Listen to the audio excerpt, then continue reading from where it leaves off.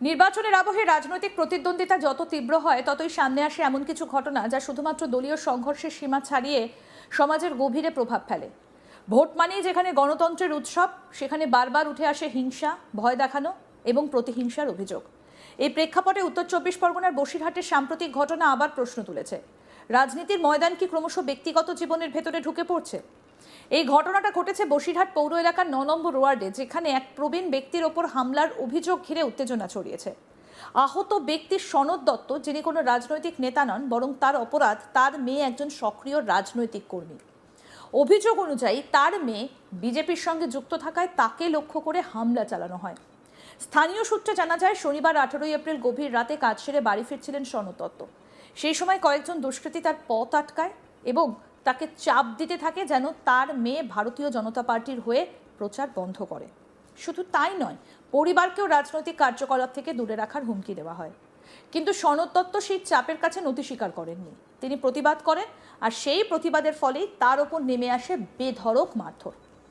এই ঘটনায় স্পষ্টভাবে উঠে আসে রাজনৈতিক হিংসার এক ভয়ঙ্কর দিক, যেখানে সরাসরি কর্মী নয়, তার পরিবারের সদস্যরাও টার্গেট হয়ে উঠছেন। গণতান্ত্রিক সমাজে রাজনৈতিক মতাদর্শের স্বাধীনতা একটা মৌলিক অধিকার, কিন্তু যদি সেই মতাদর্শের কারণে পরিবারের অন্য সদস্যদের ওপর আক্রমণ হয়, তবে তা শুধু রাজনৈতিক সমস্যা নয়, এটা সামাজিক নিরাপত্তারও বড় প্রশ্ন। ঘটনার পর আহত সনদ দত্তকে দ্রুত হাসপাতালে নিয়ে যাওয়া হয়। তার শারীরিক অবস্থার অবনতি হওয়ায় তাকে ভর্তি করতে হয় স্থানীয় হাসপাতালে। এই ঘটনার খবর পেয়ে হাসপাতালে ছুটে যান বসিরহাট দক্ষিণের বিজেপি প্রার্থী সৌর্য ব্যানার্জি। তিনি এই ঘটনাকে সরাসরি রাজনৈতিক হামলা হিসেবে চিহ্নিত করেন এবং অভিযোগ তোলেন যে শাসক দল এই ধরনের ঘটনার পেছনে রয়েছে। বিজেপি কর্মী মৌমিতা মল্লিক কি বলছেন শুনবো। সনদ দত্ত আপনার কে হয়? আমার বাবা। কি হয়েছিল, তাকে মারধর করা হলো কেন? আমার বাবাকে মারা হয়েছে, আমি পার্টি করি, সেই জন্যই আমার বাবাকে মারা হয়েছে। আপনি কি পার্টি করেন? বিজেপি পার্টি করি। কি কারণে মারা হলো? মেয়ে পার্টি করে বলে বাবার গায়ে হাত তুলেছে। আমি নিজেও বুঝতে পারছি না যে বাবাকে কি কারণে গায়েটা হাতটা দেওয়া হলো। বাবা প্রতিদিনের মতনই কাছ থেকে বাড়ি ফিরে একটু দোকানে যাচ্ছিলেন, পাড়ার কিছু মহিলাদের সাথে ওখানে কথা বলছিলেন, বলতে আচমকা পেছন দিক দিয়ে এসে বাবাকে মারা হয়। কারা মারে? আমাদেরই পাড়ার একটা ছেলে, বাপের বাড়ি পাড়ারই ছেলে। উনি তিনি কি ব্যক্তিগত শত্রুতার জেরে মারে? কোনো সূত্র তো নেই, না বাবার সঙ্গে না আমার সঙ্গে। তাহলে উনি কেন মারে, কি বললেন? উনি বলতে চাইছে, বাবাকে পরিষ্কার হুমকিও দিয়েছে আর গায়েও হাত তুলেছে। উনি বলছে, তোর মেয়ে পার্টি করে, তোর মেয়ে নেত্রী হয়ে গেছে, লিডার হয়েছে, তোর মেয়ে রাজনীতি ফলাচ্ছে, দিয়ে অশ্লীল ভাষায় গালিগালাজ করে। সে মুখে আমি আর বলতে পারছি না সেটা, কিন্তু অশ্লীল ভাষায় গালাগালিতেই থেমে থাকিনি।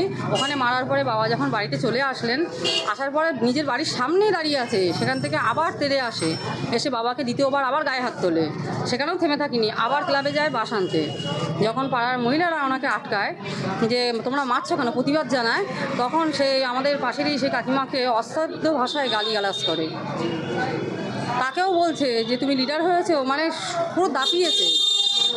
আপনার বাবাকে কারা হাসপাতালে নিয়ে গেল? আমারই কর্মীরা, আমরাই নিয়ে এসেছি, কারণ আমার বাবার এখানে কেউ থাকে না। আমার মা গত হয়েছে, ভাই বাইরে থাকে, আমরা 3 বোন 3 জায়গায় থাকি। আমি কাছে ছিলাম বলে আমি আর আমাদের কর্মীরা সমস্ত সবাই এসে আমরা হাসপাতালে ভর্তি করি। কি অবস্থায় ছিলেন তখন? বাবা তখন বলছে যে আমার কানের মধ্যে দপদপ করছে, পুরো মাড়ির এই সাইডটা ফুলে আছে। আর মারার পরে তখনই কিছু হয়নি, মানে কিছুক্ষণ আধা ঘন্টা 40 মিনিট পরেই বাবা বলছে শরীরটা গোলাচ্ছে আর অস্থির অস্থির লাগছে, অজস্র ঘাম ছিল। আর খুব যে বেশি বমি করেছে তা না, কিন্তু বমি করেছে 2বার। তা আমরা রিস্ক নেইনি, বয়স্ক মানুষ, আর টেনশন করছিল অত্যাধিক। ভালো মন্দ যদি কিছু ঘটে যায় সেই জন্য আমরা কোনো দিকে দিশা না পেয়ে আমি হাসপাতালে ভর্তি করি। এখন কেমন অবস্থায়? এখন বাবা আগের থেকে একটু বেটার আছে, কিন্তু বাবাকে এখনও ছুটি দেয়নি। যিনি আপনার বাবাকে মারলেন তার বিরুদ্ধে কোনো ব্যবস্থা নিয়েছে? এখনও পর্যন্ত কোনো ব্যবস্থা নিয়েছে বলে জানি না, কিন্তু শুধু এইটুকুই কানে এসেছে যে পুলিশ কালকে ওকে অ্যারেস্ট করেছে। তার নাম কি? জয়ব্রত অধিকারী। তার কোনো পরিচয় আছে, কোনো রাজনৈতিক পরিচয়? সেটাও আমি সঠিক ঠিক বলতে পারবো না, তবে এখন আমি শুনতে পাচ্ছি দিন দিন যে তিনি তৃণমূলের কর্মী। আপনারা এখন কী চাইছেন? আমি এখন চাইছি যে আমার বাবাকে অন্যায় অকারণে একদম তিনি নির্দোষ, কিছু জানেনই না, তার গায়ে কেন হাতটা তুললো? সে তো আমাকে এসে প্রশ্ন করতে পারতো, আমি পার্টি করি যখন আমাকে এসে প্রশ্ন করতে পারতো। সেটা না করে সে আমার বাবার গায়ে, ঠান্ডা একটা মানুষ, সে সারাদিন খেটে খুঁটে বাড়ি ফিরেছে, তার গায়ে কেন হাতটা তুললো? এর প্রতিবাদ চাই আমি। এই যে আপনি বিজেপি করেন বলে আপনার বাবার উপরে আক্রমণ হলো, এতে কি আপনি ভীত? না, একদমই না। কেন? আমি আগেও যেই সততা নিয়ে লড়াই করেছি, এখনও করছি, আগামী দিনেও করব। সৌর্য ব্যানার্জির বক্তব্য অনুযায়ী এলাকায় ক্রমাগতভাবে বিজেপি কর্মীদের ওপর হামলা চালানো হচ্ছে, দলীয় পতাকা ছিঁড়ে ফেলা হচ্ছে এবং ভয়ের পরিবেশ তৈরি করা হচ্ছে। তার অভিযোগের কেন্দ্রে রয়েছেন এক তৃণমূল কর্মী, যার বিরুদ্ধে সরাসরি হামলার অভিযোগ আনা হয়েছে। তিনি প্রশাসনের কাছে এই ঘটনার সুষ্ঠু তদন্ত এবং দোষীদের শাস্তির দাবি জানিয়েছেন। কি বলছেন বিজেপি প্রার্থী সৌর্য ব্যানার্জি, শুনবো। ওয়ার্ডের বাসিন্দা সনদ দত্ত, তার মেয়ে বিজেপি করেন, এই অপরাধে তাকে মারধর করা হয়েছে এবং তিনি হাসপাতালে ভর্তি। এই বিষয়টা আপনি দলের প্রার্থী হিসেবে কিভাবে দেখছেন? একদম সঠিক তথ্য আপনি দিয়েছেন। বসিরহাট 9 নম্বর ওয়ার্ডের বাসিন্দা সনদবাবু, বয়স্ক মানুষ, 65 বছরের বেশি বয়স। উনি পরশুদিন রাত্রিবেলা যখন পাড়ায় ঢোকেন, সেই সময়তে জয়ব্রত অধিকারী ওরফে জগা, তৃণমূলের একনিষ্ঠ সমর্থক এবং কর্মী, অতর্কিতে ওনার ওপর আক্রমণ করে এবং ওনার মুখে এই কথা ছিল যে তোর মেয়ে কেন বিজেপি করবে, এখানে বিজেপি করা যাবে না, এই কথা বলে তাকে বেধড়ক মারধর করে। বয়স্ক মানুষ ওখানে পড়ে যায়, পড়ে গিয়ে তার আরও বেশি লাগে। তারপরে রাত্রিবেলা তাকে হসপিটালে ভর্তি করা হয়। আমি সেই রাত্রিবেলায় 11টার পরে ওনাকে দেখতে গিয়েছিলাম হসপিটালে। উনি হসপিটালে এখনও পর্যন্ত ভর্তি আছেন। কালকেও সারাদিন বিভিন্ন পরীক্ষা নিরীক্ষা হয়েছেন। হ্যাঁ, ওনার আজকে জানি না, আজকে যদি এখনও ছুটি হওয়ার কোনো খবর এখনও পাইনি আমরা। তো ওনার মেয়ে মৌমিতা মল্লিক, উনি আমাদের BLA 2 আছেন বসিরহাট 2 নম্বর ওয়ার্ডে। হ্যাঁ, শুধুমাত্র বিজেপি করার অপরাধেই একজনকে যদি মার খেতে হয়, তাহলে এই দেশের গণতন্ত্র কোথায়? তৃণমূলের এই যে কালচার, মারধর করা, ভয় দেখানো, সন্ত্রাস তৈরি করা, সেটা কিন্তু চারিদিকে শুরু হয়ে গেছে।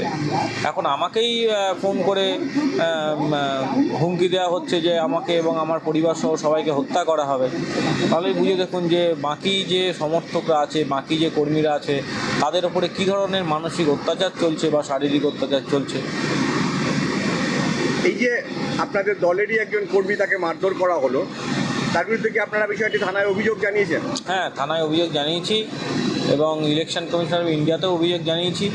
কারণ এই যে তৃণমূল সরকার, এরা তো ভয় দেখানো, এটাই এদের কাজ আছে। ওনাদের যিনি প্রার্থী আছেন, তিনিও এই দোষে দোষী। তার ECIতে যে নমিনেশন করেছেন, সেখানে যে ধারাতে উনি নিজে ডিক্লারেশন দিয়েছেন যে ওনার বিরুদ্ধে কেস আছে, তাতে একটা ফিজিক্যাল অ্যাসল্টের কেস আছে, আর একটা হচ্ছে ভয় দেখানো, লোককে ধমকি দেওয়া, এই দুরকম ধারায় ওনার কেস রয়েছে। তো তাকেই অনুসরণ করছে তার কর্মীরা। এটাই তৃণমূলের কালচার। আরও আপডেট পেতে দেখতে থাকুন আজ তাক বাংলা। সাবস্ক্রাইব করুন, নোটিফিকেশন পেতে বেল বাটন অপশন প্রেস করুন।